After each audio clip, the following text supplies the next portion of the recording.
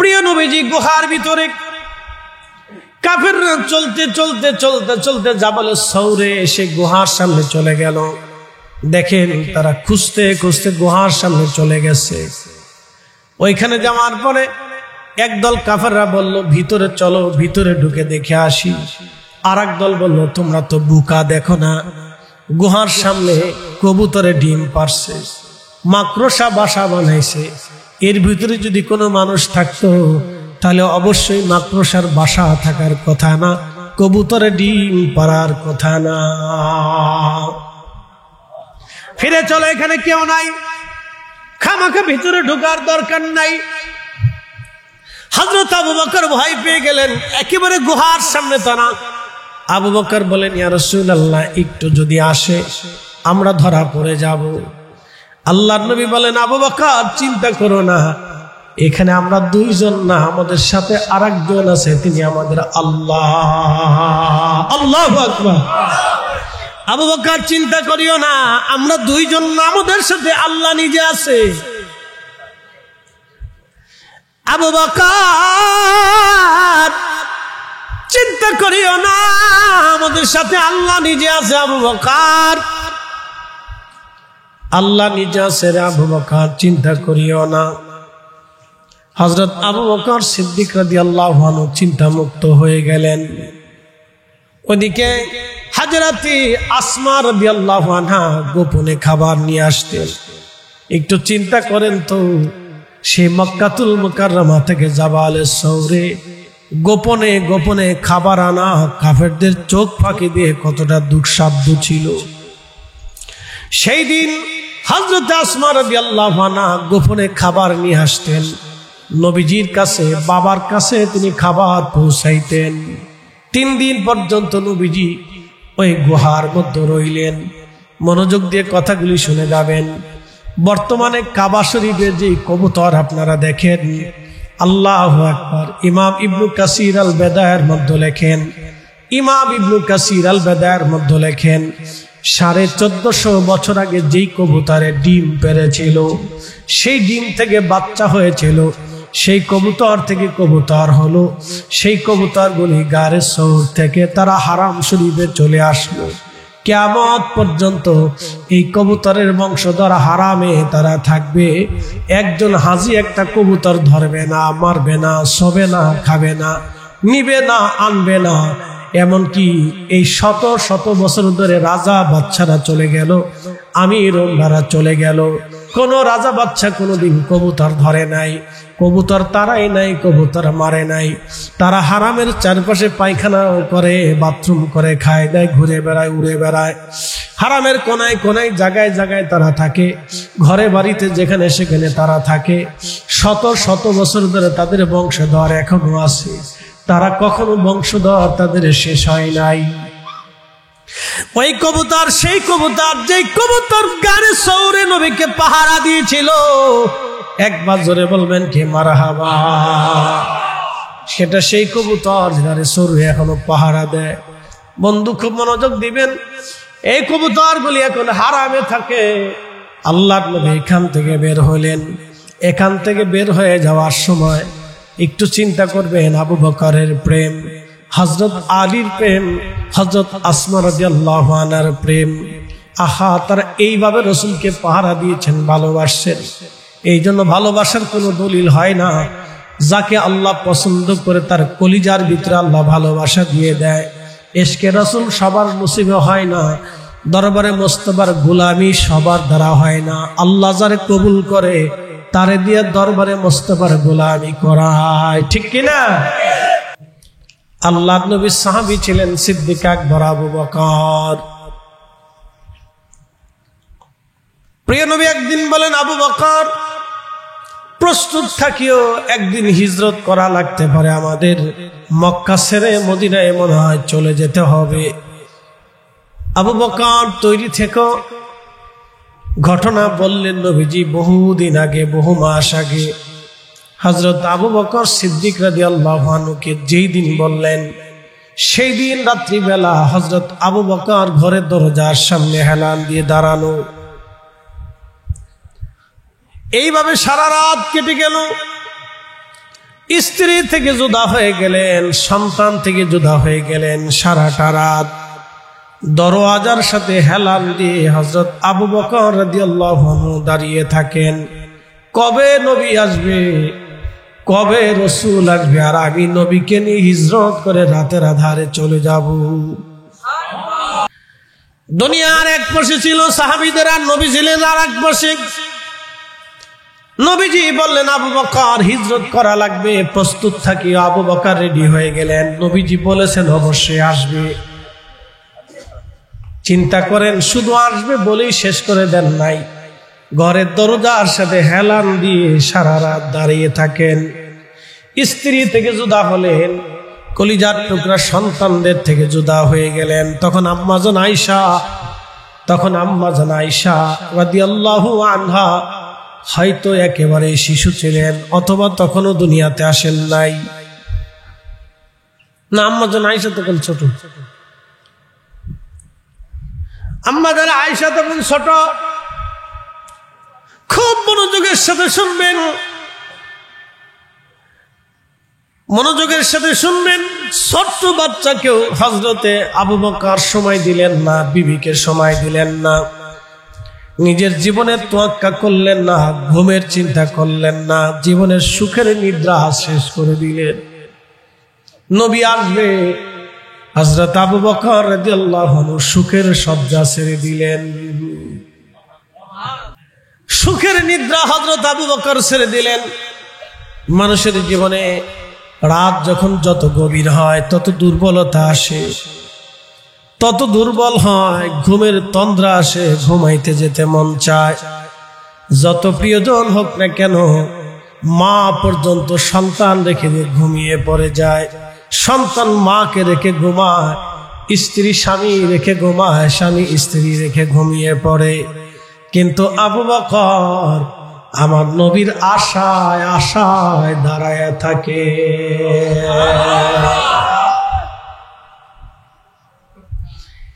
এরই নাম ইশকে রাসূল, এরই নাম ভালোবাসা, হুব্বে রাসূল,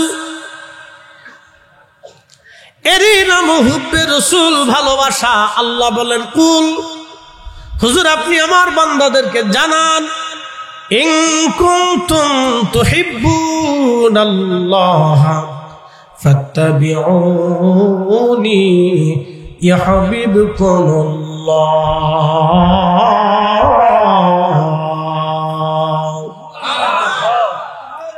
হুজুর আপনি উম্মতকে জানায় দেন, কেউ যদি আমাকে ভালোবাসতেই চায়,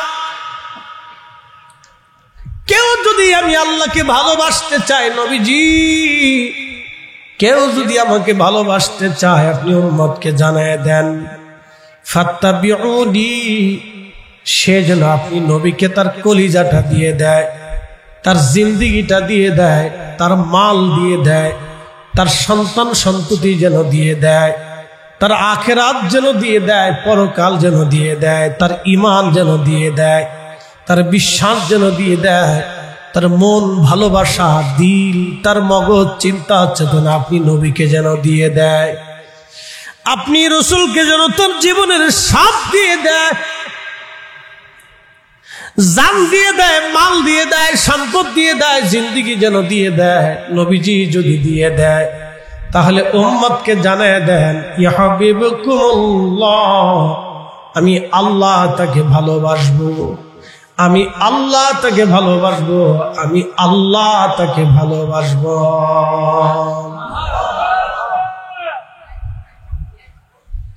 কি চমৎকার আল্লাহর আইন, কোরআনের আইন, কি চমৎকার আইন। এই কথা যদি কেউ বুঝে, তাহলে সে মিলাদুন নবীর মাহফিলের বিরোধিতা করতে পারে না। কি কথা কন না কেন? এই শব্দটুকু যদি বুঝে, ফাত্তাবিউনি, সে যেন তার জীবনের সব দিয়ে দেয়। ইত্তেবা মানে কি? আপনার চোখ নবীর জন্য হবে, আপনার জবান নবীর জন্য হবে, আপনার পোশাক নবীর জন্য হবে, আপনার খাওয়া দাওয়া নবীর জন্য হবে, আপনার ব্যবসা নবীর জন্য হবে, আপনার জিন্দেগি নবীর জন্য হবে, আপনার মরণ রাসূলের জন্য হবে, আপনার আখিরাত নবীর জন্য হবে, আপনার বিশ্বাসটাও নবীর জন্য হবে, আপনার ইয়াকিনও নবীর জন্য হবে, আপনার দৌলত নবীর জন্য হবে, আপনার জীবন নবীর জন্য হবে, আপনার সব কিছুই রাসূলের জন্য হবে। হুজুর এই কথা যদি কেউ বিশ্বাস করে তাহলে আমার নবীর এই মহব্বতের মাহফিল, ঈদে মিলাদুন নবীর মাহফিল কেউ বিরোধিতা করতে পারে না এবং বেদাত বলে ফতোয়া দিয়ে উম্মতকে জুদা করতে পারে না, এই মাহফিল থেকে উম্মতকে সরাইতে পারে না। কথা বলেন ঠিক না বেঠিক? হযরত সিদ্দিক আকবর আবু বকর দাঁড়িয়ে আছেন, হিজরত করা লাগবে, আবু বকর রেডি থেকে প্রস্তুত থাকিও। দরজার সাথে এলান দিয়ে আবু বকর দাঁড়ানো, কখন নবী আসবে? নবী আসবে এটা সত্য, কিন্তু কখন আসবে আবু বকর জানে না। প্রথম সপ্তাহ চলে গেল, প্রথম মাস চলে গেল, দ্বিতীয় মাস চলে গেল, তৃতীয় মাস চলে গেল, চতুর্থ মাস চলে গেল, পঞ্চম মাস চলে গেল, ষষ্ঠ মাস চলে গেল। কি ভাবতেছেন আপনি? মাসের পর মাস চলে গেল, দরজার সাথে আবু বকর সিদ্দিক দাঁড়ায়া থাকে। এটার নাম ভালোবাসা। দুনিয়ার কোন ব্যক্তির জন্য দাঁড়ায় নাই, স্ত্রীর জন্য দাঁড়ায় নাই, সন্তানের জন্য দাঁড়ায় নাই, এমন একজনের জন্য দাঁড়াইছেন যিনি দু জাহানের সরদার, যিনি সাইয়্যিদুল কাওনাইন ওয়াস সাকালাইন, তিনি রাহমাতুল লিল আলামিন, তিনি হাবিবুল্লাহ, তিনি সাহেবে কোরআন, তিনি সাহেবে শরীয়ত, তিনি সাহেবে জান্নাত, তিনি সাহেবে মাহশর, তিনি সাহেবে হাউজে কাউসার, তিনি মাকামে মাহমুদ আলা। একবার জোরে বলা যাবে কি মারহাবা? এখন 200 কোটি উম্মত নবীর, কয়জন উম্মত রাসূলের প্রেমে এইভাবে জীবন দেয় বলেন তো? আজকে 200 কোটি উম্মত নবীজির, 200 কোটি উম্মত আজকে আমার রাসূলের। কিন্তু আফসোস, আমাদের চোখের সামনে ফিলিস্তিনের মুসলমানদেরকে মেরে মেরে, ক্ষুধার্ত রেখে রেখে, দিনের পর দিন ক্ষুধায় রেখে রেখে কঙ্কাল সার করে তাদেরকে হত্যা করা হচ্ছে। কিন্তু 200 কোটি উম্মত পৃথিবীতে থাকার পরেও আমরা ফিলিস্তিনিদেরকে বাঁচাইতে পারি নাই। আল্লাহর নবী ডাক দিলেন সাহাবীরা, আরে এমন একটা দিন আসবে আমার উম্মত কাফেরদের সামনে মাথা নত করে থাকবে। কি আশ্চর্য, কাফেরের সামনে উম্মত মাথা নত করে থাকবে। সাহাবায়ে কেরাম বলেন, ইয়া রাসূলুল্লাহ, বলেন কি? ওই সময় কি আমাদের থেকে আপনার উম্মতের সংখ্যা কম হবে? নবীজি বললেন, না সাহাবীরা, তোমাদের থেকে তাদের সংখ্যা কম হবে না, তোমাদের থেকে বহু বহু গুণে তাদের সংখ্যা বাড়বে, অনেক সংখ্যা হবে। সাহাবায়ে কেরাম আশ্চর্য হয়ে গেলেন, আমরা সংখ্যায় মাত্র 1 লক্ষ, 1.25 লক্ষ। বিদায় হজের সময় 1.25 লক্ষ সাহাবী ছিলেন। তার কিছুদিন পরেই নবীজি দুনিয়া থেকে আল্লাহর ডাকে সাড়া দিয়ে চলে গেলেন। আহা, সাহাবায়ে কেরাম আশ্চর্য হলেন, ইয়া রাসূলুল্লাহ, আমাদের সামান্য সংখ্যাতে তামাম দুনিয়ার কাফেররা থরথর করে কাঁপে, আর আপনার উম্মত কাফেরের সামনে মাথা নত করে থাকবে, এটা তো বড় আশ্চর্য কথা। নবীজি বললেন, সাহাবীরা, আমার উম্মত গুলি কাফেরদের সামনে মাথা নত করে থাকবে। শোনো, তারা সংখ্যায় কম হবে এই জন্য না। তোমরা যেমন দুনিয়াকে ভালোবাসো না, তোমরা আখিরাতকে ভালোবাসো, মৃত্যুকে পছন্দ করো, দুনিয়াকে লাথি মারো। আর আমার ওই জমানার উম্মতরা দুনিয়াকে ভালোবাসতে যাইয়া কাফেরের সামনে মাথা নত করবে, তারা মৃত্যুকে অপছন্দ করবে, দুনিয়াকে ভালোবাসবে। সেই জমানা এই জমানা, সেই জমানা এই জমানা। এ নবীর উম্মত, পটিয়ার মুসলমান, খুব মনোযোগ দিবেন, কথাগুলি শুনে যাবেন আজ। আল্লাহু আকবার। হযরত ওমর, হযরত আবু বকরের ভালোবাসা দেখেন। রাতের পর রাত আমার রাসূলের জন্য দাঁড়িয়ে আছেন, নবী আসবে এটা সত্য। হঠাৎ একদিন আল্লাহর নবী, রহমতের নবীজির পক্ষে আল্লাহর পক্ষ থেকে ফরমান আসলে, হুজুর আজকে বের হয়ে যান, আজকে বের হয়ে যান, বের হয়ে যান। নবীজি হযরত আলীকে ডাক দিলেন, আলী রে, তুমি আমার চাদর গায়ে দিয়ে আমার বিছনার উপরে শুয়ে থাকবা। আমি আজকে হিজরত করে মদিনায় চলে যাব আলী, তুমি পরে আসবা, তবে আমার কিছু আমানত আরবের মক্কার মানুষেরা পাবে, অমুক অমুক আমানত অমুক অমুক জায়গা অমুক জনে পাবে। আলী এইগুলি বুঝাই দিয়া তুমিও মদিনায় চলে আসবা, মদিনায় তোমার সাথে আমার সাক্ষাৎ হবে। কি বুঝলেন? আরেকজন সাহাবীর ইশক আপনি দেখেন, হযরত আলী যখন কালেমা পড়লেন তখন বয়স ছিল 10, জন্ম নিয়েছিলেন হারাম শরীফের ভিতরে, কাবা শরীফের ভিতরে হযরত আলী জন্মগ্রহণ করেছিলেন। বয়স ছিল তখন, কালেমা যখন পড়লেন বয়স ছিল 10। আল্লাহর নবীজি নামাজে দাঁড়াইতেন, আম্মাজান খাদিজা নামাজে দাঁড়াইতেন, হযরত আলী তার পিছনে নামাজে দাঁড়াইতেন। বয়স ছিল 10, মুসল্লি মাত্র 3 জন, আমার নবীজি, আম্মাজান খাদিজা এবং হযরত আলী। একসাথে বলবেন আল্লাহু আকবার। মুসল্লি কয়জন? 3 জন। এই দুনিয়াতে আল্লাহকে সেজদা দেওয়ার তখন ছিল মাত্র 3 জন। একসাথে বলবেন আল্লাহু আকবার। না, জোরে জোরে জোরে জোরে জোরে। তার ভিতরে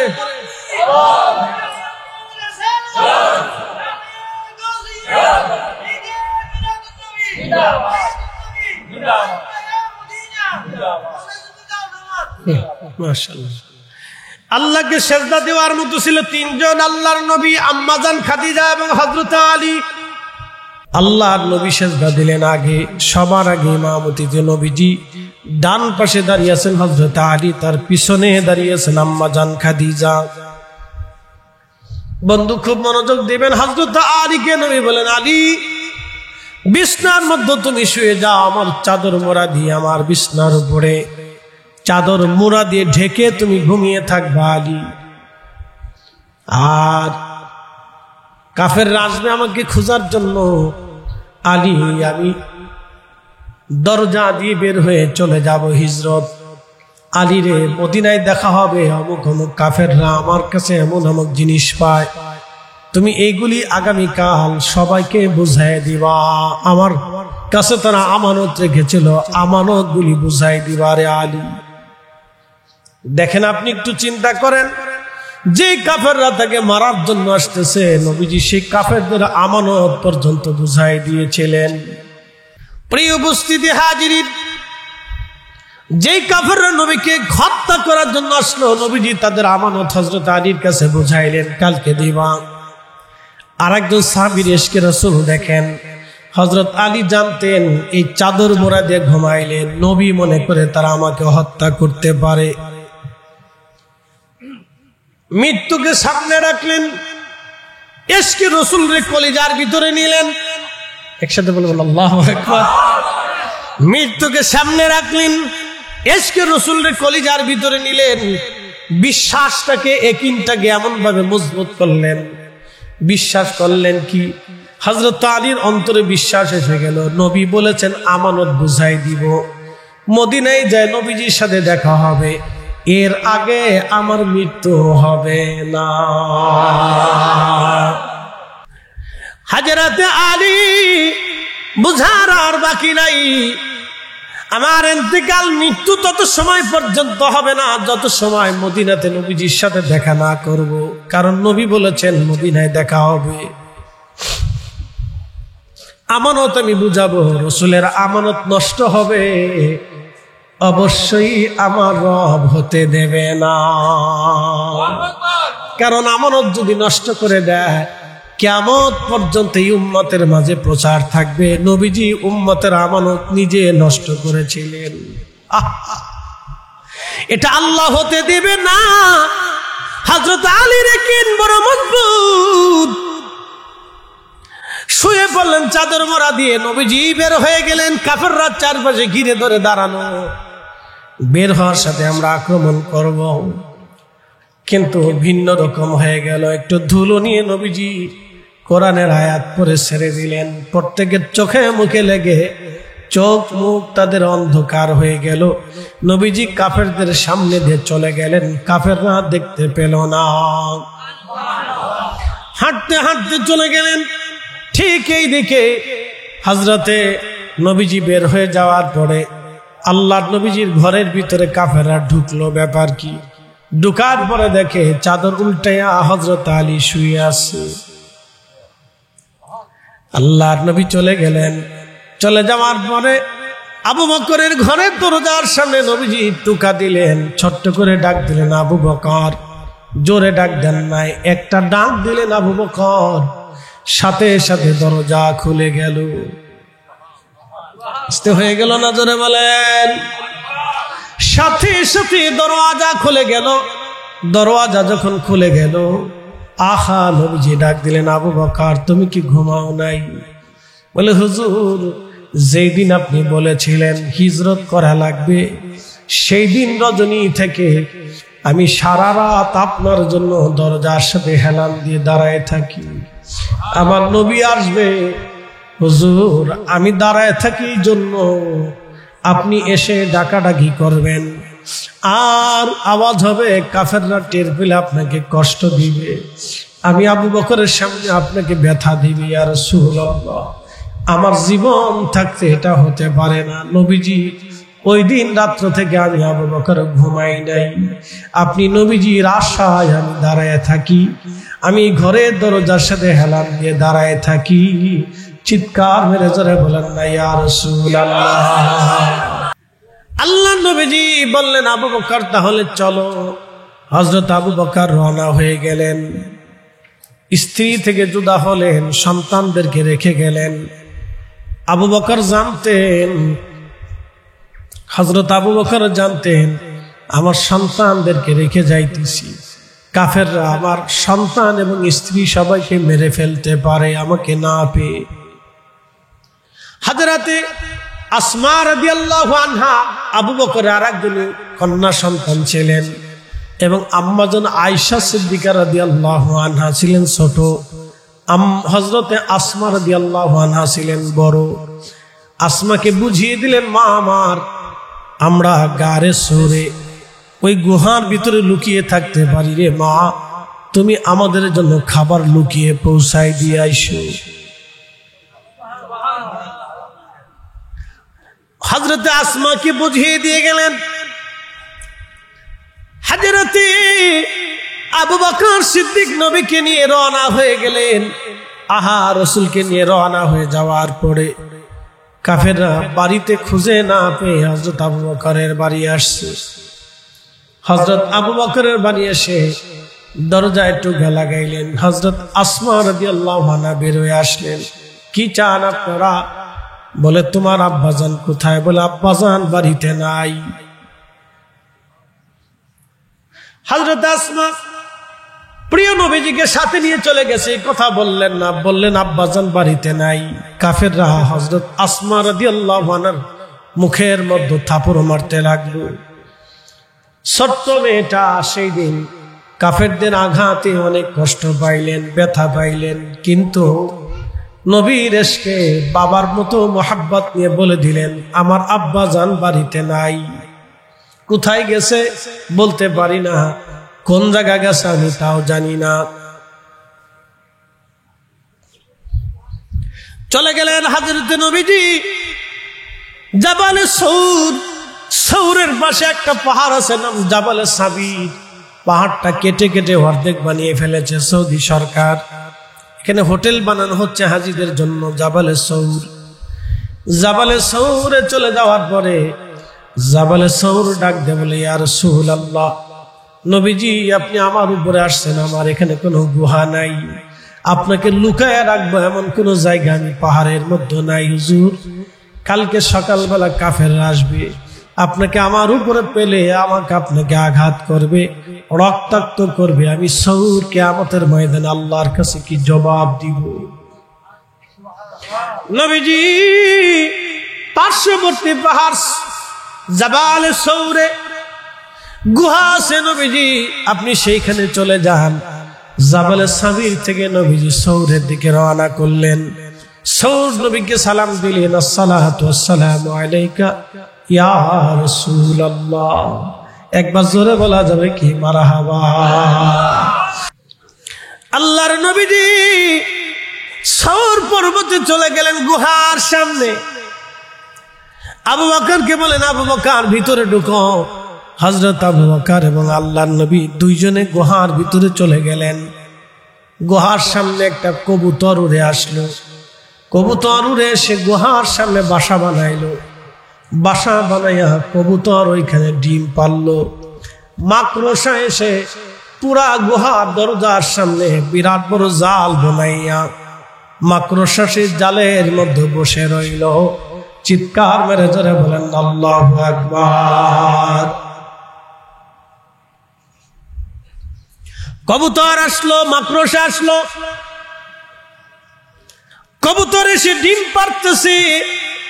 মাকড়সার জাল বনাইয়া গুহার সামনে আমার নবীকে পাহারা দিতে লাগলেন। কি আশ্চর্য, প্রাণীরা পর্যন্ত নবীজিকে গুহার সামনে পাহারা দেয়, আর আরেক দল কাফেররা অস্ত্র শস্ত্র হাতে নিয়ে তারা আমার নবীকে খুঁজে হত্যা করার জন্য সারা আরব ধরে ঘুরতেছে। আবু জাহেল ঘোষণা দিল, যদি আমার ভাতিজাকে তোমরা ধরে নিতে পারো 100 উট তোমাদেরকে পুরস্কার দেওয়া হবে। এই 100 উটের আশা নিয়ে সারা আরবের কাফেররা বের হয়ে গেল। কোথায় আছে? নবীকে ধরতেই হবে আজ। সাথে মাত্র একা হযরত আবু বকর, আর কেউ নাই। নবীজি এবং আবু বকর গুহার ভিতরে ঢুকলেন। গুহার ভিতরে ঢোকার পরে হযরত আবু বকর দেখলেন অনেকগুলি ছিদ্র দেখা যায়। চিন্তা করলেন এই ছিদ্রের ভিতর থেকে পোকা আসতে পারে, সাপ আসতে পারে। পাহাড়ি সাপ বড় বিষাক্ত হয়। এই সাপ যদি আসে, নবীজিকে যদি কষ্ট দেয়, আমি আবু বকরের এই চেষ্টাগুলি বৃথা হয়ে যাবে। গায়ের চাদরগুলি ছিঁড়লেন। ছিঁড়ে ছিঁড়ে গুহার জায়গাগুলি, গর্তগুলি হযরত আবু বকর ভরে ভরে দিয়ে বন্ধ করে দিলেন। সব গর্তগুলি বন্ধ করলেন, কিন্তু একটা গর্ত হযরত আবু বকর বন্ধ করতে পারেন নাই। ইতিমধ্যে চাদর শেষ হয়ে গেছে, আর কিছুই নাই বন্ধ করার মতো। হযরত আবু বকর বসে আছে। নবীজি বলেন, আবু বকর ক্লান্তি লাগে, আমি একটু বিশ্রাম নিতে চাই। নবীজিকে বলেন, হুজুর আপনি আমার কোলের মধ্যে বিশ্রাম নেন। আস্তে হয়ে গেল না? জোরে বলবেন। হুজুর আপনি আমার কোলের মধ্যে বিশ্রাম নেন। আল্লাহর হাবিব হযরত আবু বকরের উরু মুবারকের উপরে মাথা মুবারক দিলেন। এখন আপনি বলেন তো, যেই মাথা মুবারক উরুর উপরে পড়লো, সেই দেহ কখনো জাহান্নামে যেতে পারে না, ঠিক কিনা? খুব মনোযোগ দিবেন বাবাজি। হযরত আবু বকর সিদ্দিক ওই গর্তের উপরে পা রেখে দিয়ে গর্তটা বন্ধ করে দিলেন। প্রিয় নবীজি বিশ্রামে ঘুমন্ত। হযরত আবু বকর গর্তের উপরে যখন পা রেখে দিয়েছে, গর্তের ভিতরে ছিল একটা সাপ। বারবার এই সাপটা বের হয়ে আসতে চায়। কোন গর্ত খুঁজে না পেয়ে হযরত আবু বকর রাদিয়াল্লাহু আনহু এই জায়গাটা নরম পেয়ে তিনি সাপ কামড় মারতেছে বারবার। কামড়ের আঘাতে হযরত আবু বকর রাদিয়াল্লাহু আনহু বিষের যন্ত্রণায় শরীর সবুজ হয়ে আসতেছিল, কষ্ট হতেছিল, কিন্তু তারপরও সে আমার নবীকে ডাকে নাই, আমার রাসূলকে ডাকে নাই। আবু বকর সিদ্দিক বিষের যন্ত্রণা সহ্য করতে না পারে চোখ থেকে পানি বের হয়ে আসলো। পানি বের হয়ে চোখ বেয়ে প্রিয় নবীজির বদন মুবারকে, চেহারা মুবারকে পানি এসে পড়ল। ঠিক নবীজির ঘুম ভেঙে গেল। আবু বকর তুমি কি জন্য কাঁদো? বাড়ির কথা কি মনে পড়ছেনি? বিবির কথা মনে পড়ছেনি? সন্তানের কথা মনে পড়ছেনি? হযরত আবু বকর ডাক দিলেন, না ইয়া রাসূলুল্লাহ, হিজরত করেছি, দুনিয়ার সব জুদা করে দিয়ে আপনার সাথে এসেছি। ইয়া রাসূলুল্লাহ, সন্তান, স্ত্রী, পুত্র পরিজন কাফেরদের হাতের নাগালে রেখে চলে আসছি। সন্তানের মায়ায় কাঁদি না, পরিবারের মায়ায় কাঁদি না, বাসস্থানের মায়া কাঁদি না, নিজের দেশের মায়া কাঁদি না। ইয়া রাসূলুল্লাহ, সাপে কামড় দিয়েছে, যন্ত্রণা সহ্য করতে না পেরে চোখ বেয়ে পানি আসছে। আবু বকর রে, ডাকলা না কেন? বলে ইয়া রাসূলুল্লাহ, যদি ডাকি আপনার ঘুমে ব্যাঘাত হবে, আপনার বিশ্রামে কষ্ট হবে, নবী কষ্ট পাক, আমি আবু বকর এটা চাই না। চিৎকার মেরে জোরে বলেন আল্লাহু আকবার।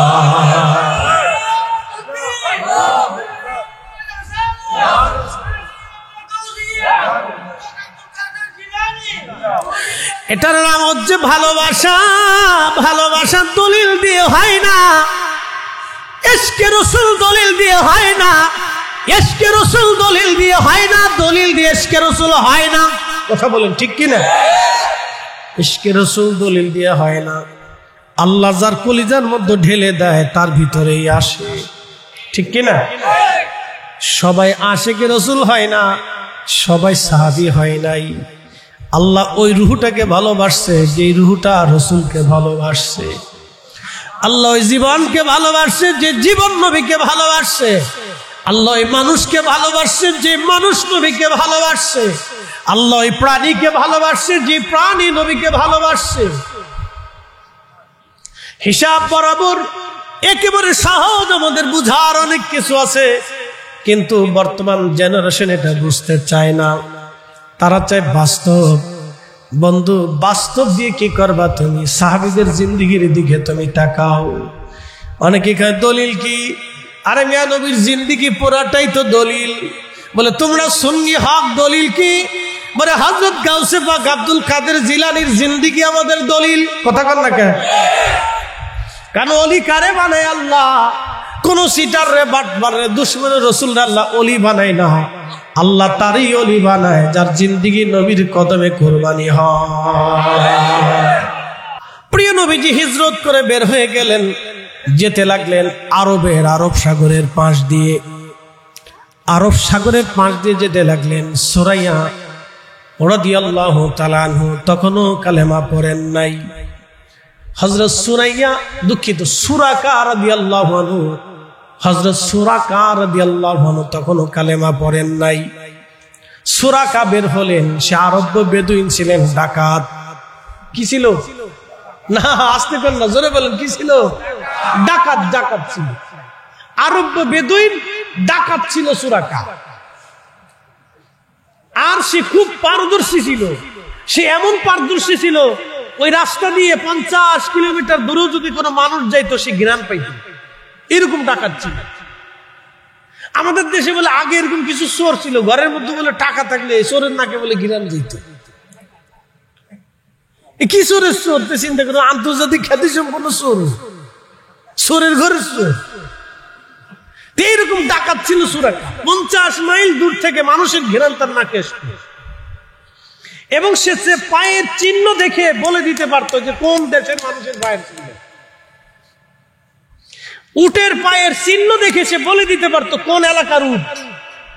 এরকম ডাকাত ছিল সুরাকা রাদিয়াল্লাহু আনহু। তখনও কালেমা পড়েন। ঘোষণা শুনছি 100 উট পাওয়া যাবে। নিজের ঘোড়া নিয়ে বের হয়ে গেলেন, কারণ সবার চোখ ফাঁকি দিতে পারলো, তার চোখ ফাঁকি দেওয়া যাবে না। এরকম ডাকাত ছিল যে তার চোখ আর ফাঁকি দেওয়া সম্ভব না। এইরকম ডাকাত সুরাকা রাদিয়াল্লাহু আনহু, চোখ ফাঁকি দেওয়া যাবে না। ঠিক সে পায়ের চিহ্ন, উটের চিহ্ন ধরে ধরে চলে গেল। দেখলো আল্লাহর নবী সামনে দেখা যায়। সুরাকা ডাক দিল নবীর নাম ধরে, দাঁড়াও, আমি এসে গেছি। পালাতে পারবে না, কিন্তু না, তা হলো না। আল্লাহর পক্ষ থেকে ফয়সালা এসে গেল। সাথে সাথে সুরাকার ঘোড়ার পা বালির ভিতরে দেবে গেল, মাটির সাথে দেবে গেল, আর ঘোড়ার পা উপরে আর উঠে না। একবার জোরে বলা যাবে কি আল্লাহু আকবার। সুরাকা ভয় পেয়ে গেল, হাই হাই, জীবনে তেমন কোনোদিন হয়নি, আমার ঘোড়ার পা মাটির ভিতরে। কি হলো? ঠিক তখনই সুরাকা বুঝতে পারছে ডাকাত হলে কি, বুঝে পেরেছে, বুঝে এসে গেছে। ডাক দিল, ইয়া রাসূলুল্লাহ, আমার আর বুঝার বাকি নাই, আপনি আমারে মাফ করে দেন। আমি আর আপনার দিকে আগাবো না, ফিরে চলে যাব, ক্ষমা করে দেন। আপনি দোয়া করেন আমার ঘোড়ার পা যেন মাটির ভিতর থেকে উঠে যায়। হযরত সুরাকা বলার পরে ঘোড়ার পা মাটির উপর থেকে উঠে গেল। নবীজি দোয়া করলেন, উঠে গেল, কিন্তু লোভ আর সামলাইতে পারলেন না, আবার রওনা করলেন। আবার আল্লাহ মাটির মধ্যে তার ঘোড়ার পা ধসিয়ে দিলেন। সুরাকা কাঁদে বলে, হুজুর মাফ করে দেন, এবার আর আমি যাব না। নবীজি বললেন, সুরাকা তুমি যদি এবার তওবা করো তাহলে ছেড়ে দেওয়া হবে, যদি তওবা না করো তাহলে আমার রব তোমাকে সহ মাটির মধ্যে ধসিয়ে নিয়ে যাবে।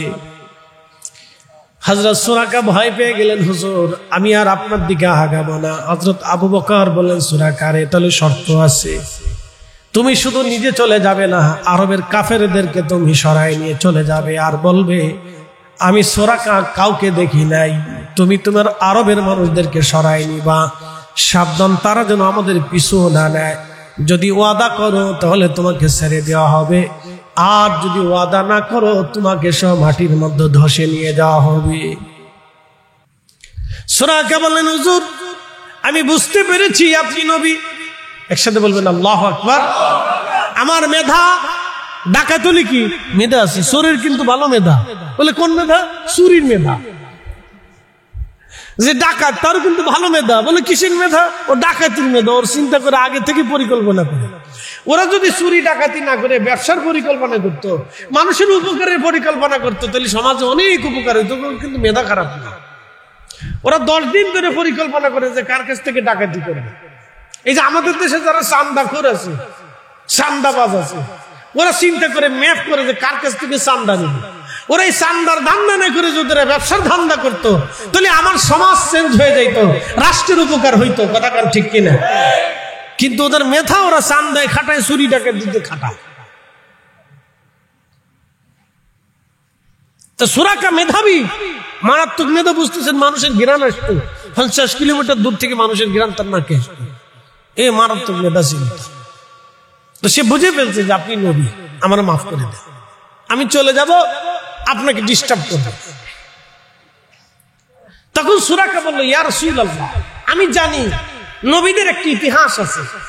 নবীরা তার নিজস্ব এলাকা থেকে বিতাড়িত হয়, আবার সে তার নিজের এলাকাতে ফিরে আসে, আল্লাহ তাকে বিজয় দেয়। আমি জানি আপনি আবার কাবাতে বিজয় আপনার আসবে। আল্লাহু আকবার।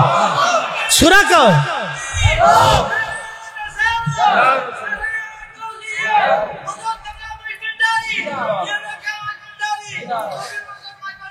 সুরাকা ডাক দিয়ে বলতেছে, হুজুর আমি জানি আপনি আবার ফিরে আসবেন, মক্কা আপনার করতলগত হবে, আমি জানি, কিন্তু ইয়া নবী আল্লাহ আপনি আমাকে একটা ওয়াদা নামা দিয়ে যান, অঙ্গীকার নামা দিয়ে যান। বলে কি চাও?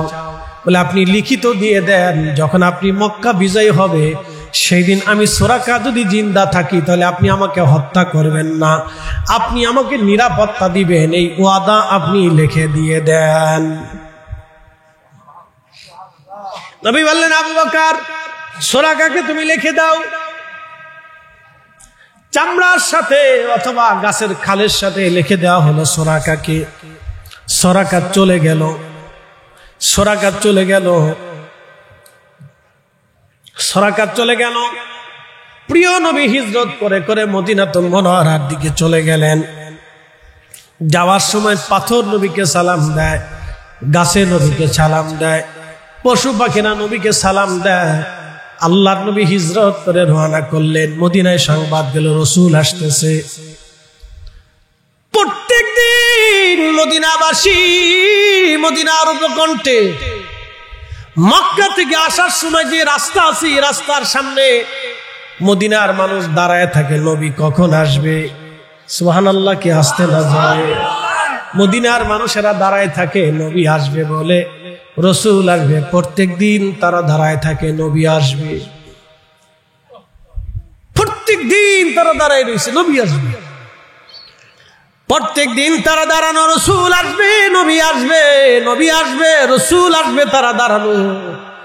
হায় হায় হায়, একদিন ঠিকই সত্যি ঘটনা ঘটে গেল। মদিনার বাচ্চারা দাঁড়ানো আছে, কেউ খেজুর গাছের মাথায় বসে আছে, কেউ ছাদের উপরে দাঁড়ায় রয়েছে। নবী আসবে এই রাস্তা দিয়ে। ঠিক দেখা গেল একজন ব্যক্তি উটের রশি ধরে টানে, আর একজন উটের পিঠের উপরে চড়া আসতেছে। তখন মদিনার বাচ্চারা হাতে খেজুর গাছের পাতা নিয়ে গাইতে লাগলো, তলা আল বাদুরু আলাইনা মিন সানিয়াতিল বেদা ওয়াজাবা শুকরু আলাইনা মাদালিল্লাহি দাম।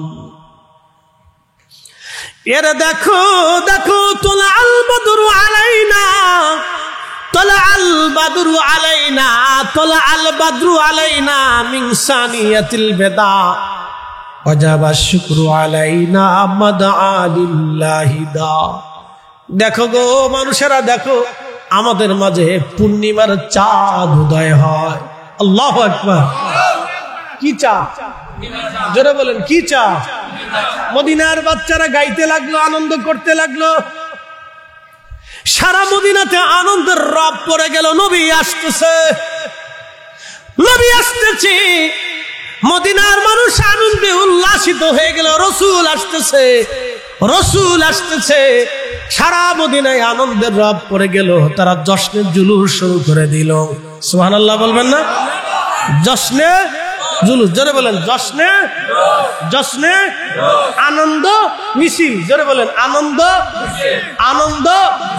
মদিনার বাচ্চারা, মদিনার মানুষেরা আনন্দ মিছিল শুরু করে দিল আর গাইতে লাগলো, তলা আল বাদুরু আলাইনা মিন সানিয়াতিল বেদা ওয়াজাবা শুকরু আলাইনা মাদালিল্লাহি দা। দেখো রে, আমাদের মাঝে পূর্ণিমার চাঁদ আসতেছে। সানিয়া উপত্যকা দিয়ে আমাদের মাঝে পূর্ণিমার চাঁদ আসে। দেখো আহা, কি চমৎকার পরিবেশ হয়ে গেল মদিনা মুনওয়ারাতে। এত সুন্দর। সমস্ত মদিনাবাসী ঝাঁপিয়ে বলল, রসুল আসছে। আল্লাহ নবী আসলেন কাসওয়া উটের পিঠে সওয়ার হয়ে। মদিনার বৃদ্ধরা আসলো। শুধু তাই না, তারিখের মধ্যে আসছে মদিনার রাস্তাঘাট পরিষ্কার করা হলো, মদিনার বাড়ি ঘর পরিষ্কার করা হলো, মদিনা সাজিয়ে রাখা হলো। নবী আসতেছে। সুবহানাল্লাহ কি আসতে হবে না? মদিনার প্রত্যেকটা ঘর পরিষ্কার সাজিয়ে গুজিয়ে রাখা হয়েছে। নবী আসবে, রাস্তাঘাট সাজানো হয়েছে। মদিনার বাচ্চারা সাজিয়ে আছে। খেজুরের ডাল ভেঙ্গে কেটে তারা হাতের মধ্য দিয়ে লড়াইতেছিল আর আনন্দ জশ্নে জুলুস করতেছিল। বাচ্চারা আর গান গাইতেছিল, তালা আল বাদুরু আলাইনা মিন সানিয়াতিল বেদা ওয়াজাবা শুকরু আলাইনা মাদালিল্লাহি দা। এই যে মদিনায় নবীর আগমনে জশ্নে জুলুস হয়েছিল, আনন্দ র্যালি হয়েছিল, আনন্দ মিছিল হয়েছিল। এটা দলিল দিয়া হয় নাই, এটা ভালোবাসা দিয়ে মদিনার মানুষ করেছিল। ঠিক কিনা?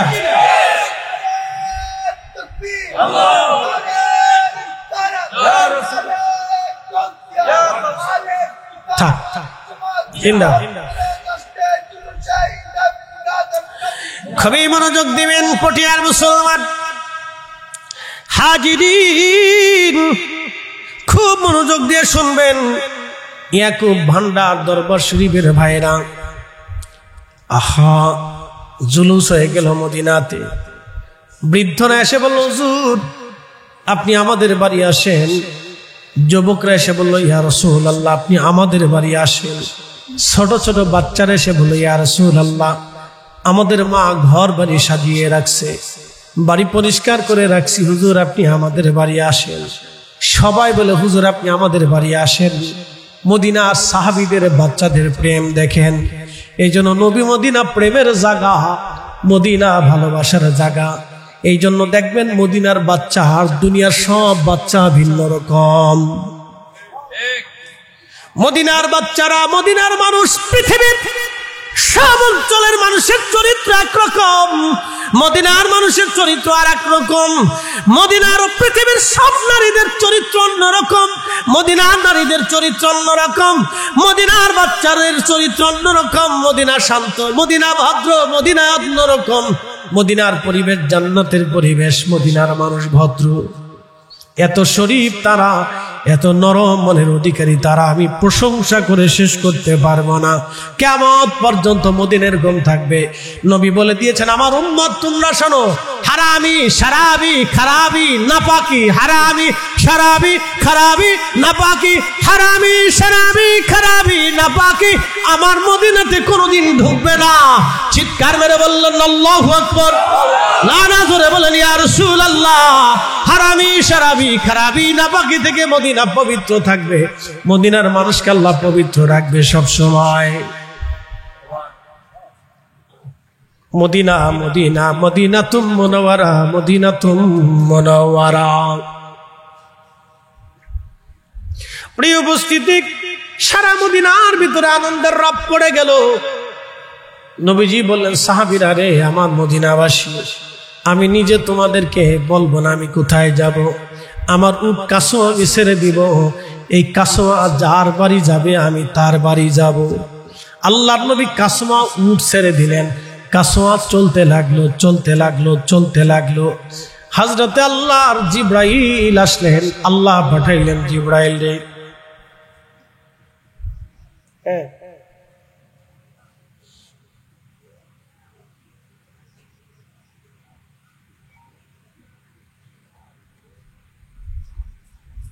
আমি এখন বয়ান করতেছি মাহফিল। সালাতুন ইয়া রাসূলুল্লাহ আলাইহি 20 মিনিট পরে। সালাতুন ইয়া রাসূলুল্লাহ আলাইকুম, সালামুন ইয়া হাবিব আলাইকুম। কাসওয়া উট ছেড়ে দেওয়া হলো। কাসওয়া ছেড়ে দেওয়ার পরে জিবরাইল আমিন আসছে। আল্লাহ বলেন, জিবরাইল যাও, আমার নবীর কাসওয়ার কান ধরে নিয়ে চলে যাও সেইখানে যেখানে 1000 বছর আগে তুব্বা বাদশা আমার নবীর জন্য বাড়ি বানাইছিল। সেই বাড়িটা যার জন্য রাখা হয়েছে তিনি হযরতে মেজবানে রাসূল আইয়ুব আনসারী রাদিয়াল্লাহু তাআলা আনহু। এশকে রাসূল 1000 বছর আগে ইয়ামান দেশের বাদশা তুব্বা বাদশা আমার নবীর জন্য বাড়ি বানায় রেখে গিয়েছিলেন। 1000 বছর আগে তুব্বা বাদশা নবীজির জন্য বাড়ি বানিয়েছিলেন। সেই বাড়ি বংশক্রমে আস্তে আস্তে আস্তে আস্তে হযরত আইয়ুব আনসারী রাদিয়াল্লাহু আনহুর ভাগ্যে এসে পড়লেন। নবীজির কাসওয়া ওই বাড়ির সামনে যায় বসে গেল। আল্লাহর হাবিবও গেলেন। সাহাবীরা রে মদিনাবাসী, মন খারাপ করিও না। আহা, এখানে আমার জন্য আল্লাহ জায়গা বরাদ্দ করেছে। আল্লাহর নবী গেলেন। প্রিয় নবীজি ওই বাড়িতে প্রবেশ করলেন। হযরত আইয়ুব আনসারী রাদিয়াল্লাহু আনহু খুশি। তিনি এবং তিনার স্ত্রী দুইজন নবীজিকে বাড়ির জন্য বরাদ্দ করলেন। আল্লাহর নবী বললেন, আইয়ুব আনসারী আমি নিচে থাকতে চাই, তোমরা উপরে থাকো। দ্বিতল বিশিষ্ট বাড়ি ছিল। হযরত আইয়ুব আনসারী রাদিয়াল্লাহু আনহু উপরে চলে গেলেন। নবীজি বললেন, আইয়ুব আনসারী তোমরা উপরে যাও, আমি নিচে থাকি, কারণ বহু মানুষ আমার কাছে আসবে, নিচে থাকলে আমার উপকার হবে, সহজ হবে। তাজিম দিয়েছেন সাহাবী। হযরত আইয়ুব আনসারী রাদিয়াল্লাহু আনহু উপরে চলে গেলেন, স্বামী আর স্ত্রী দুইজন। উপরে যাওয়ার পরে চিন্তা এসে গেল ভিন্ন রকম। হাই হাই, আমার নবী নিচে, আমরা উপরে। একসাথে করল আল্লাহু আকবার। অথচ আগে কোনদিন রাসূলের দর্শে বসে নাই, কোরআনও শিখে নাই, হাদিসও শিখে নাই, মাসালাও জানে নাই। এজন্য তাজিমে রাসূল, ইশকে রাসূল দলিল দিয়ে হয় না। আল্লাহ যাকে পছন্দ করে তার কলিজার ভিতরে আল্লাহ ঢেলে দেয়। কথা বলেন ঠিক কিনা? হযরত আইয়ুব আনসারী রাদিয়াল্লাহু আনহু উপরে, স্ত্রী উপরে।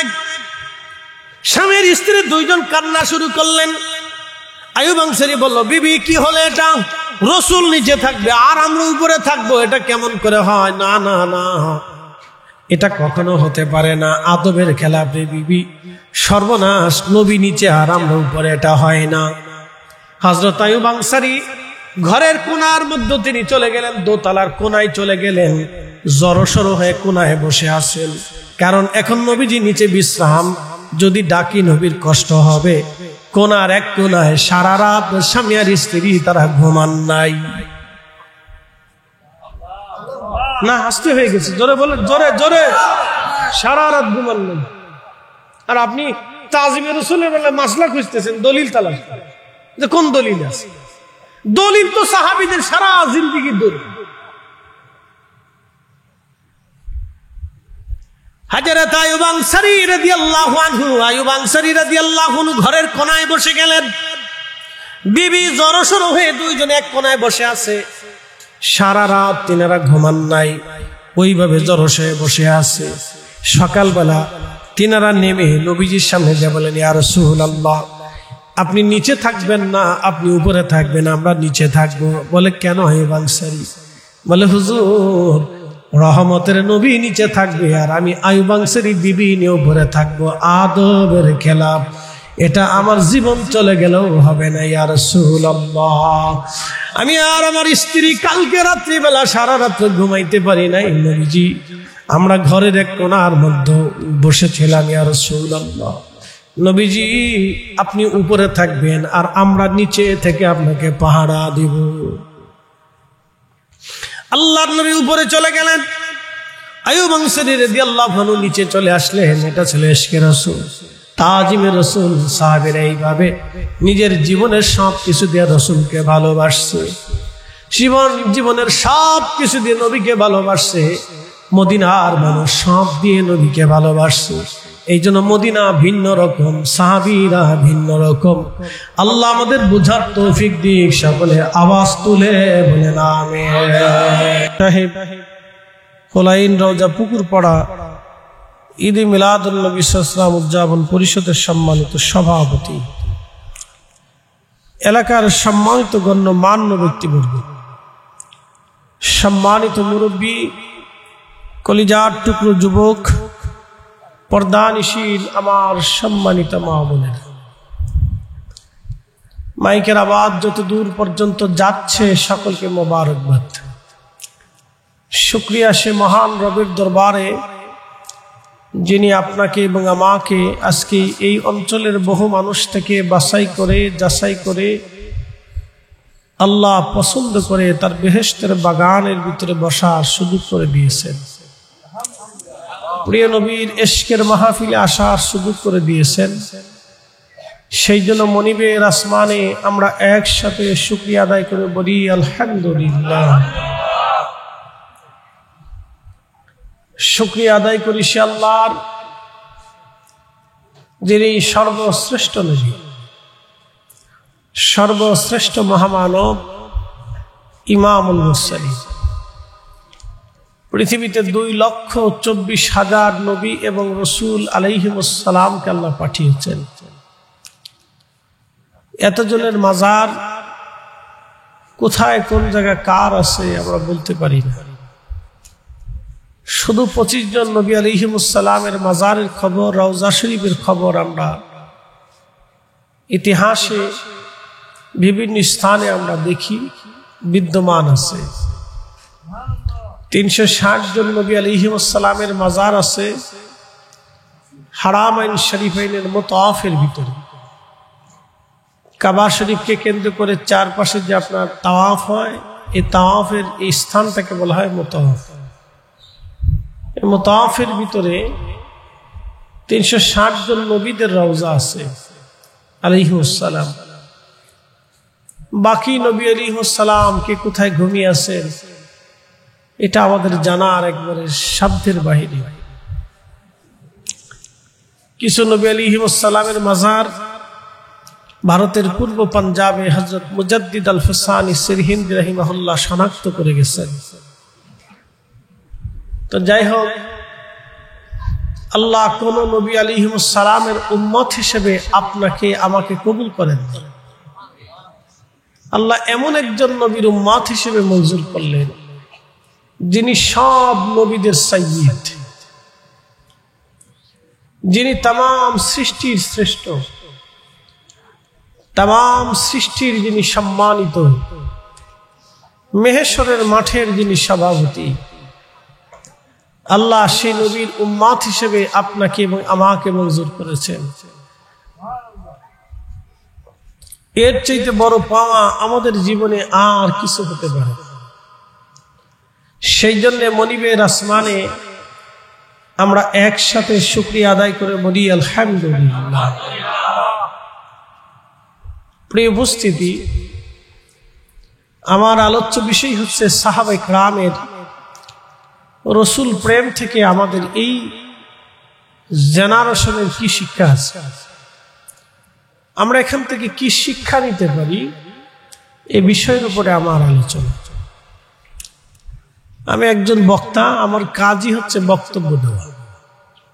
সারা দুনিয়াতে আমি বক্তব্য দিই, মানুষকে ইসলামিক নলেজের উপরে ধারণা দিয়ে থাকি। এটা হচ্ছে আমাদের কাজ। আমার পরে যিনি আসবেন তিনি ছাত্রদেরকে কিতাব পড়ান, আলেম তৈরি করেন। তা আমাদের কাজ হচ্ছে সাধারণ মানুষের মাঝে ইসলামের সঠিক মেসেজটা পৌঁছে দেওয়া হচ্ছে আমাদের দায়িত্ব। সেই জন্য আপনারা সুন্দর করে আজকের আয়োজন করেছেন। আয়োজনের কোনো ত্রুটি রাখেন না। বৃষ্টিতে যাতে শ্রোতাদের সামিনদের কষ্ট না হয় সেজন্য আপনারা ত্রিফলা দিয়ে লাইটিং করে সুন্দর স্টেজ বানিয়ে সাজিয়েছেন, মনের মতো করে সাজিয়েছেন। প্রিয় উপস্থিতি, পৃথিবীতে বহু রুহু আল্লাহ সৃষ্টি করেছেন। এখানে আমরা যারা উপস্থিত আছি, আমার পাশে যে বাচ্চাটা আছে সে এবং আমাদের বয়স একই বয়স। সমস্ত রুহু আল্লাহ একদিনে সৃষ্টি করেছিল। আদম আলাইহিস সালামের পৃষ্ঠদেশে আল্লাহ তার কুদরতি হাত রাখলেন। কিয়ামত পর্যন্ত যত রুহু দুনিয়াতে আসবে সব রুহুগুলি আদমের সামনে উপস্থিত হয়ে গেল। সেই দিন আমরা উপস্থিত ছিলাম। আজকে যে রুহুটা আমার পাশে বসে আছে, সৃষ্টিগতভাবে সে আমার থেকে ছোট। দুনিয়ার জগতে সে আমার ছোট, কিন্তু রুহের জগতে আমরা সবাই এক। দেখেন, আল্লাহ কিন্তু সবাইকে রসুলের সাহাবী বানান নাই, সব রুহকে আল্লাহ অলি বানান নাই। এখানে হিসাব আছে। সব রুহকে আল্লাহ নবী বানান নাই, সব রুহকে আল্লাহ অলি বানান নাই। আল্লাহ যাকে পছন্দ করছেন তাকে অলি বানাইছেন। প্রিয় নবীজির সাহাবীরা ছিলেন এই উম্মতের সর্বশ্রেষ্ঠ ব্যক্তি। কিয়ামত পর্যন্ত এই নবীর যত উম্মত দুনিয়াতে আসবে, সমস্ত নবীর উম্মত থেকে শ্রেষ্ঠ সাহাবায়ে কেরাম। আল্লাহ কোরআনে তাদের প্রশংসা করতে যায় লিখলেন, রাদিয়াল্লাহু আনহুম, আমি আল্লাহ তাদের উপরে খুশি। একসাথে বলবেন না সুবহানাল্লাহ। কে খুশি? আল্লাহ খুশি। কেন খুশি? অনেক জমি সম্পদ ছিল সেই জন্য না, অনেক বড় প্রাসাদের মধ্যে ছিলেন সেই জন্য না, অনেক জ্ঞানের অধিকারী ছিলেন সেই জন্য না, অনেক সৌন্দর্যের অধিকারী ছিলেন সেই জন্য না। কারণ সৌন্দর্য আল্লাহ দেয়, সম্পদ আল্লাহ দেয়, দৌলত আল্লাহ দেয়, ইজ্জত আল্লাহ দেয়, মেধা আল্লাহ দেয়। তো সাহাবায়ে কেরাম কিসের জন্য সম্মানিত হলেন? আল্লাহ বলেন, অরাদু আন, আমি আল্লাহ তাদের উপরে খুশি, তারাও আমার উপরে খুশি। কেন? যালিকা লিমান খাশিয়া রাব্বাহ, সাহাবীরা আমি আল্লাহকে ভয় করত। একসাথে বলা যাবে সুবহানাল্লাহ। কাকে ভয় করত? আল্লাহকে ভয় করত। আল্লাহ সাহাবী কিরামের উপরে খুশি হওয়ার পিছনে একটা কারণ উল্লেখ করলেন, যালিকা লিমান খাশিয়া রাব্বাহ, তারা আমাকে ভয় করত। প্রিয় নবীর জমানাতে নবীজির সাথে বিরুদ্ধে যুদ্ধ করছে অনেক কাফের ছিল। আবু জেহেল, উতবা, শাইবা, মুগিরা, আবুল আহাব থেকে শুরু করে শত শত হাজার হাজার লক্ষ লক্ষ কুফাররা নবীজির বিরুদ্ধে যুদ্ধ করছে। নবীজির এই মেসেজ, এই দাওয়াতি মিশনকে ধ্বংস করে দেওয়ার জন্য তাদের চেষ্টার কোনো ত্রুটি ছিল না। তারাও রসুলকে দেখছে, দেখে তারা বর্ষা নিক্ষেপ করেছে। আরেকজন সাহাবী রসুলকে দেখছে, দেখা কাফেরদের বর্ষা নিজের বুক পেতে দিয়ে প্রিয় নবীকে বাঁচানোর জন্য নিজের জীবনকে শহীদ করে দিয়েছে। একসাথে বলবেন না সুবহানাল্লাহ। দুইজনই মানুষ, দুইটা রুহু দুইটা মানুষের দেহের ভিতরে আছে। একটা রুহু নবীকে দেখলো, বর্ষা নিক্ষেপ করলো, আর একটা রুহু আল্লাহ রসুলকে ভালোবাসলো, বেশে নিজের বুক পেতে দিয়ে বর্ষা নিজের ভিতরে নিয়ে নবীকে বাঁচানোর জন্য জীবন দিয়ে ভালোবাসলো। ভাই, সবাই রসুলকে ভালোবাসতে পারে না। আল্লাহ যাকে পছন্দ করেন তাকে নবীর কদমের গোলাম বানায় দেয়। এটা মনে রাখবেন, সারা জীবন মনে রাখবেন। সবাই রসুলকে মহব্বত করতে পারে না।